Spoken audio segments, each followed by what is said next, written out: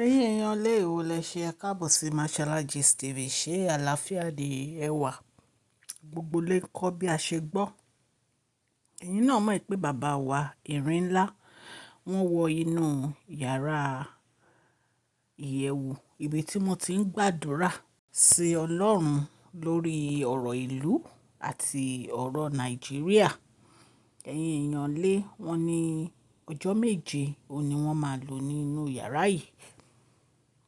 Bí a dẹ̀ ṣe gbọ́, wọ́n ní kò sí ìgbà tí kábíyèsí wọ inú ibẹ̀ tó jẹ́ pé wọ́n rí ipasẹ̀ àdúrà. Ẹ̀yin èèyàn lé àdúpẹ́ ní ọwọ́ Ọlọ́run, wọ́n á lọ re, wọ́n á dẹ̀ bọ̀ re. Nǹkan tí a gbọ́ òun ni wípé àǹtí wa bí ó ṣe rí pé kábíyèsí wọ inú ìyẹ̀wù yìí, bẹ́ẹ̀ ni àǹtí wa gbé wá sí inú palace tí wọ́n dẹ̀ dé. Àwọn fẹ́ dúró síbẹ̀. Ṣùgbọ́n ẹ mọ̀ pé kábíyèsí ti fi ọ̀rọ̀ délẹ̀ pé àwọn ò fẹ́ olórí kankan nínú palace, pé kí gbogbo àwọn olórí kí wọ́n move lọ sí inú quarters èyí tí kábíyèsí rà fún wọn.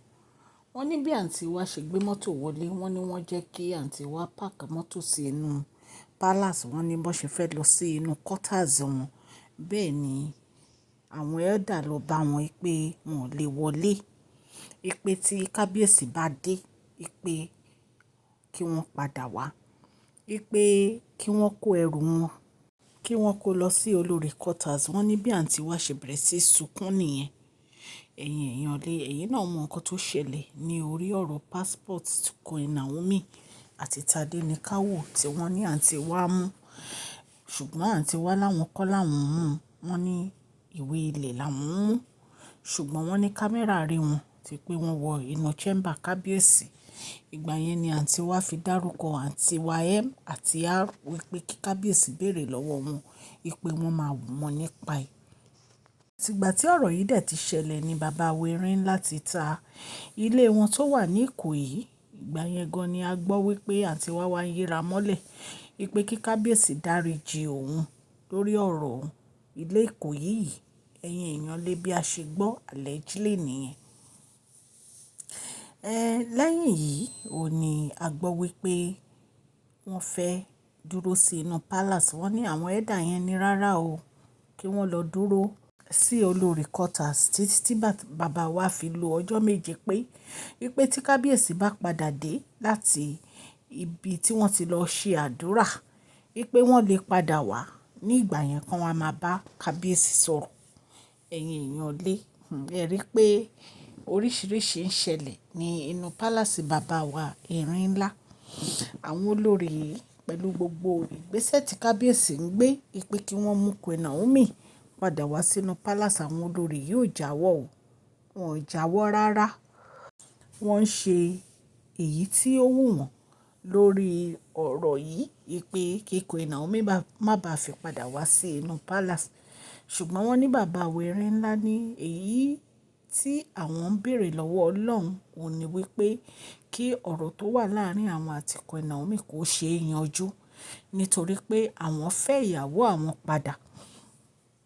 Wọ́n ní bàbá erin ńlá ní àwọn ń bẹ Ọlọ́run wípé lílọ táwọn ń lọ gbàdúrà yẹ pé lẹ́yìn ọ̀rọ̀ àdúrà àwọn ará ìlú àti ọ̀rọ̀ Nàìjíríà pé ọ̀rọ̀ Queen Naomi ni àwọn fi tó Ọlọ́run ní etí wípé kí inú Queen Naomi yọ kó tó di pé àwọn padà dé pé torí àwọn fẹ́ ìyàwó àwọn padà.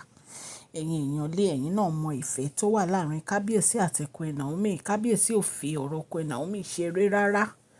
Ṣùgbọ́n àwọn ẹlòmíì a máa ní kábíyèsí ò nífẹ̀ẹ́ Queen Naomi. Tó bá yẹ pé kábíyèsí nífẹ̀ẹ́ Queen Naomi, kí ló dé tí kábíyèsí ló ń fẹ́ àwọn olórí yìí jọ? Ẹ̀yin èèyàn lé, kábíyèsí nífẹ̀ẹ́ Queen Naomi o. Wọ́n nífẹ̀ẹ́ Queen Naomi gan-an ni. Ṣùgbọ́n nǹkan tó bá máa ṣẹlẹ̀ á ṣẹlẹ̀. A dẹ̀ mọ̀ wípé ọ̀rọ̀ yìí ó máa ní ìyanjú.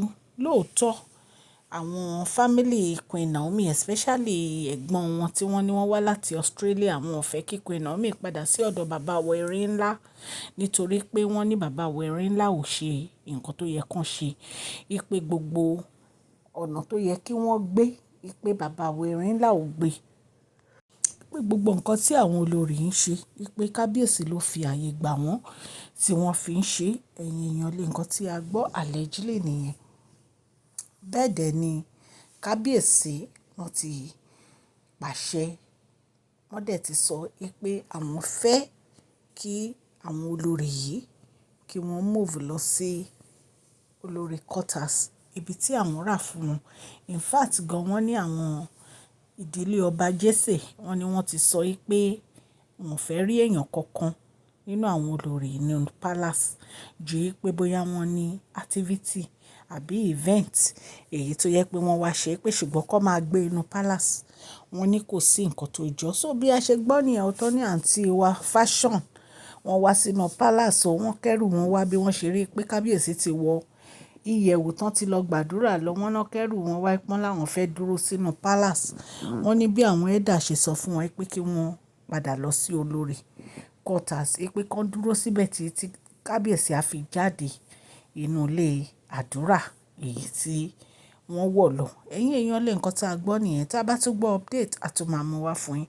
A dúpẹ́ fún gbogbo etí tó ń gbọ́ wa ní ilé lóko àti lẹ́yìn odi. Mashola ni orúkọ mi. Yorùbá ni mo máa ń sọ lórí ìkànnì yìí. À ń sọ nítorí pé a fẹ́ gbàgbé àṣà àti èdè wa. À ń sọ̀rọ̀ nípa celebrity gist, royal gist, politics àti gbogbo nǹkan tó ń ṣẹlẹ̀ ní agbègbè orílẹ̀-èdè bàbá wa ní ilẹ̀ Nàìjíríà. À ń ṣe advert lọ́lọ́kọ̀ òjọ̀kan ní orí channel yẹn kàn sí wa ní masholagist.tv@gmail.com. Ọlọ́run á gbé ọwọ́ yín sókè òkè òkè ní ọlá yín á máa lọ. Ẹ̀yin èèyàn lé tẹ́ bá ti subscribe so that a bá ti post any gist ẹ máa rí. Mo dúpẹ́ lọ́wọ́ gbogbo ẹ̀yin old subscribers mo dẹ̀ kí gbogbo ẹ̀yin new subscribers ẹ káàbọ̀ ẹ ṣé gbogbo bẹ́ẹ̀ ṣe ń subscribe tẹ́ ń comment tẹ́ ń like tẹ́ ń share gbogbo àwọn gist wa gbogbo ẹ̀ lárí. Ọlọ́run á bá mi gbọ́wọ́ yín sókè ẹ̀ ní tọrọ jẹ́ ẹ̀ ní tọrọ mọ́ ọwọ́ yín ò ní kọ̀sàlẹ̀ àpò. Please share this video, like and subscribe. God bless you all. Mashola Gist TV, love you all.